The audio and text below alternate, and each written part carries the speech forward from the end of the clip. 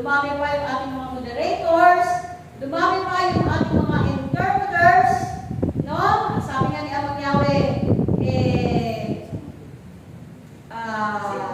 ipagkakaloob niya yung maraming kapangyarihan sa komunidad na ito. Amen? Ibubuhos niya, no? Sapagkat tunay nga na tayo ay patuloy na nagsisikap sumunod sa kanyang kalooban. Amen ba? Susunod ba tayo? Susunod ba tayo? Susunod ba tayo?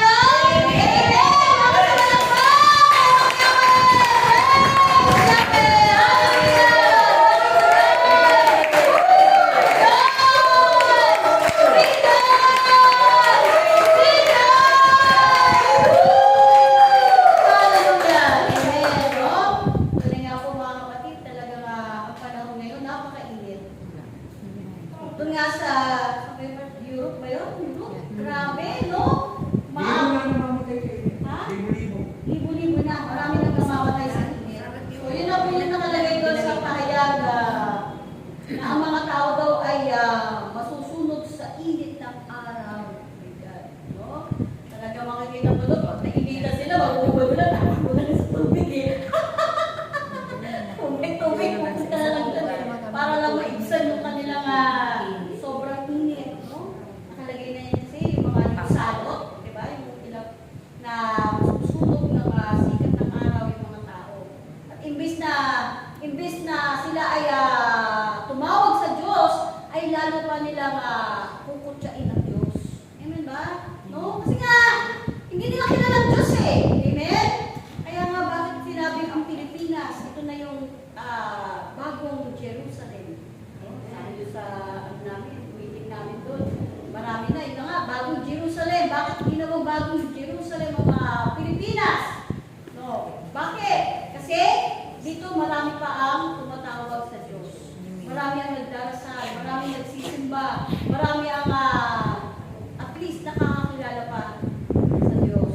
Sa iba, wala na. Wala silang panahon para magpuri, para magpasalamat sa Diyos. Amen?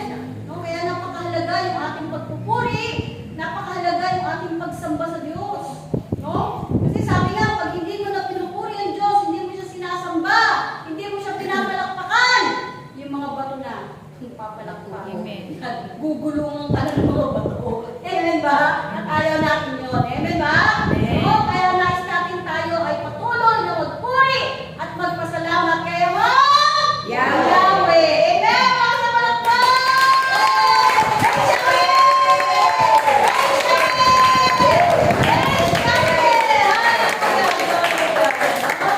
Dati po nung nakaraan, ang hirap ko, siguro sa pagtulog ko yun, lagi ako nakagagalisay.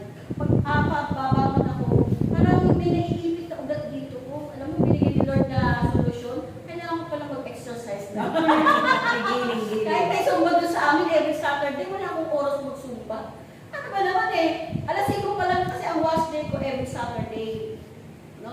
week, once a week lang ako maglaba. Hindi ko na kaya maglaba ng twice a week kasi nga may estudyante ko. Alas 4 pa lang, alas 3, gising na ako. Kaya tinitira ko na yung labahan ko pag Sabado. Mga 5 o'clock naglalaba na ako yan. Eh syempre, tapos ko mga 7:30. Eh doon nagsusumba na sila. Hindi ko na mag-on. Pagod na ako eh. Sabi ko gano'n, kailangan ko na magpahinga. Yung pala, alam mo, gagawin ko lang. Sabi ko kay Ate Tess, bakit pinasasakot ang dito ko pag tinitherapy ko? Ako, babangon ako, parang iika-ika ako ganyan na may naipit. Yung pala, gagawin ko lang, magagaganyan lang ako. Kung ilang ganyan ko lang, ilang ganyan ko lang. Tinuturo ko yan sa inyo. Yung pala, yung mga balakang po natin, no, try nyo na sa umaga kung may mga naiipit-ipit kayo dito. Ganyan-ganyan lang ako, mga ilang ikot ko lang ganyan. Tapos, ganyan-ganyan lang ako, ganyan-ganyan lang ako. Tagilid lang yung Ganyan ganyan. lang, oo, nawawala. Tapos, nag-normal na, wala na talaga siya. Oo, talaga. Tapos, sinasamahan ko pa ng sasamahan ko pa siya ng joyful song. Lalo, pag habang nasa CR ko, may nakasaping kamay. Nagaganda ako sa CR. Try na yung mga pagising nyo magpupraise yung Ano gagawin ko sa kailangan? may nakasaping kamay. May nakasaping baywang. Bibigay. Ako nandun ako sa CR, nagkagaganyan ako. Gagaganyan ako talaga. Kasi tapapasin ko, kasi mga gato dito may naikipin. Maliwanag, nakikita nyo. Oo, diba? Tinatapon na niya. Kasi natin na natin, di ba yung kanta natin may lakas sa akin, diba? Talagang, talagang tayo nire-recharge. Eh, yung mga balakang nyo, gagawin nyo siya. May lakas sa akin, ganyan talaga ako. Anong mawala talaga? Lalo kasi na may sa umaga, joyful song. Ay, naku, praise Yahweh. Tapos kakatahan ko pa ng worship kung si Among Yahweh. Ang paborito kong kanta wala kang katulad. Gusto nyo sama lang kayo? Sige. Kala mo, Wala si Sister Bel eh! Narinig nyo kay Sister Bel eh! kala mo atrasan ka namin. End of the word. Ako hindi! Ako nag-worship ako kay Amay. Alam mo yung favorite song ko, kahit kanta siya ng Christian song, favorite ko ito. Walang katulad. No? Kapila. Awitin ko man lahat ng awit sa mundo. Di kayang ilarawan ng kadakilaan mo. Kulang ng lahat ng tula, kulang maging mga salita upang ihayag ang kabutihan mo. Wala kang katulad, wala nang hihigit sa'yo. Wala kang Meron!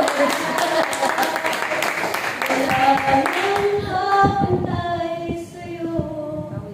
Ikaw ang Diyos noon pa man, mula ngayon kailanman. Sa aking Salamat sa'yo. nakalimutan ko yung sa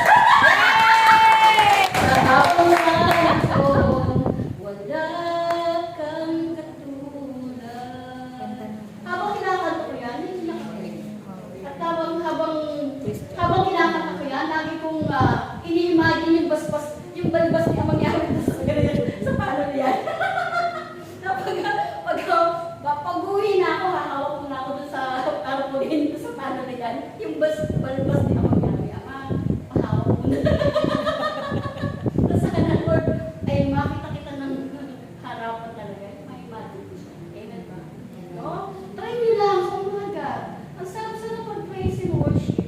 Minsan di ko na magawa mag-grocery. Dami ng trabaho.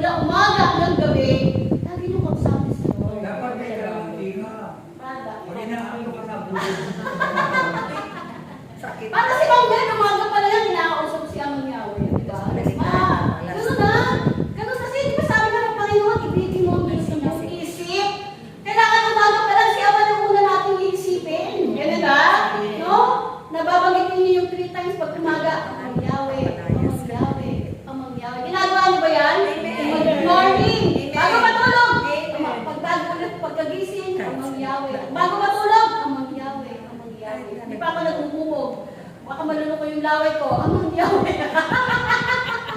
Amang Yahweh. Ayan ang ginagawa namin. Amen ba? Amen.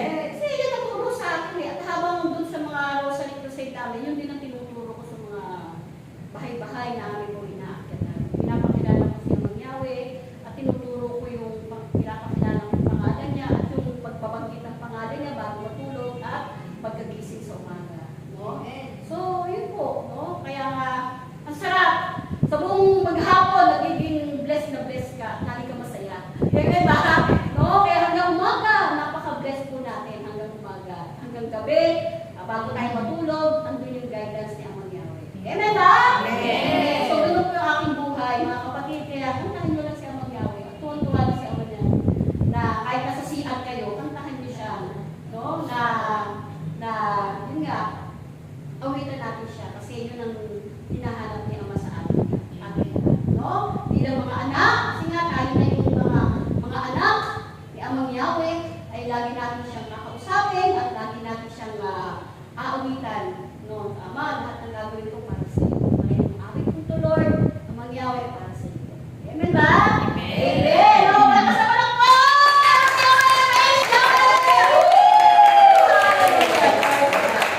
Okay, so, maganda yung report ni Ate Tess. Tutuwa naman ako. Parang pumapasok na nga tayo sa ibang denomination. Ibang ecumenical.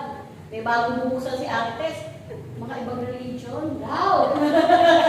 Kaya kailangan talaga maghandaan tayo eh. Si Ate Rose yun eh. Ano ba yun? Assignment mo yan, Ate Tess. Kaya kailangan maghandaan tayo, no? Dahil baka kaharap na natin mga pastor na. Uy, pastor yun, ha? Pastor yun, Ate Tess. Kaya nga eh. Sabi ko, pastor Si yun. brother mo na kaya haharap.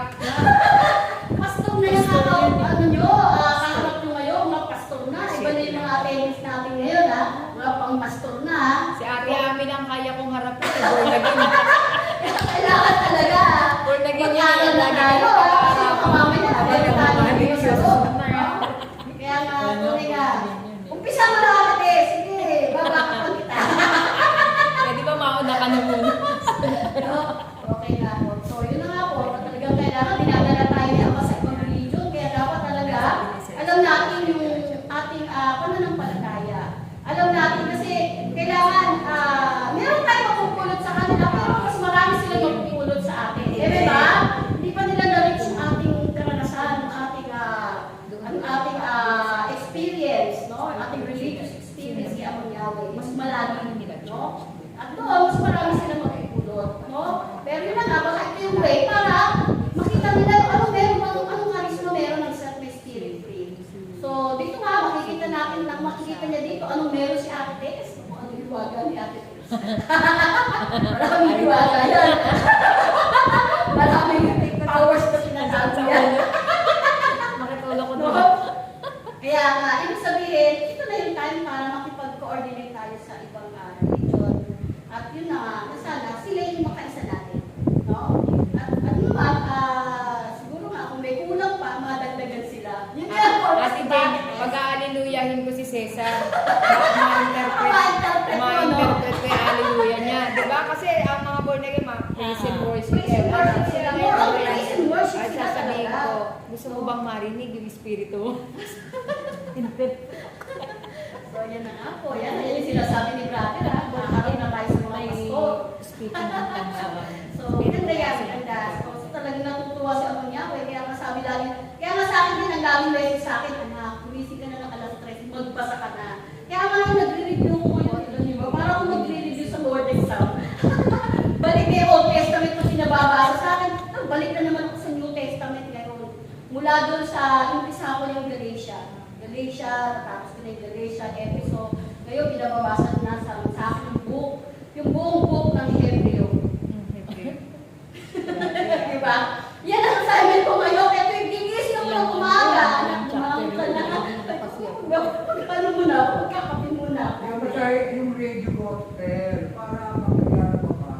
Eh, bro, di ko kaya. May nagbabasa mo sa radio gospel. Maganda ba sa Yung radio morning? gospel, hindi ka rin babasa. English naman yung kasi, bro, eh.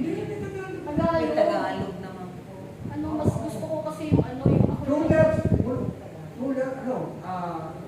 standard ng every yung Ika-type lang yun, Brad, tapos may magpe-pay na. Oo, magpipay na yun. May nagbabasa nun, ikaw nakikinig ka lang. Ang ganda.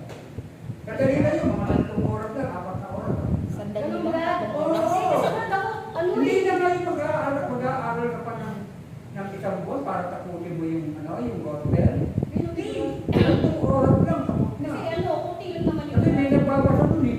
In 2 days naman tapos ko na yung isang chapter. Hindi, pakinggan ko lang yun, mas mabilis.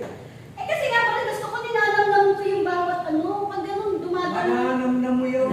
Bawat Yung Pati mga yun. binabalik-balikan. Yun ay itinatanim yun, kaya yung spirit. kasi natanim ni Opo, Hindi ko magawa yan pag ano. Akala mo lang hindi mo nananamnam, pero namnam yun.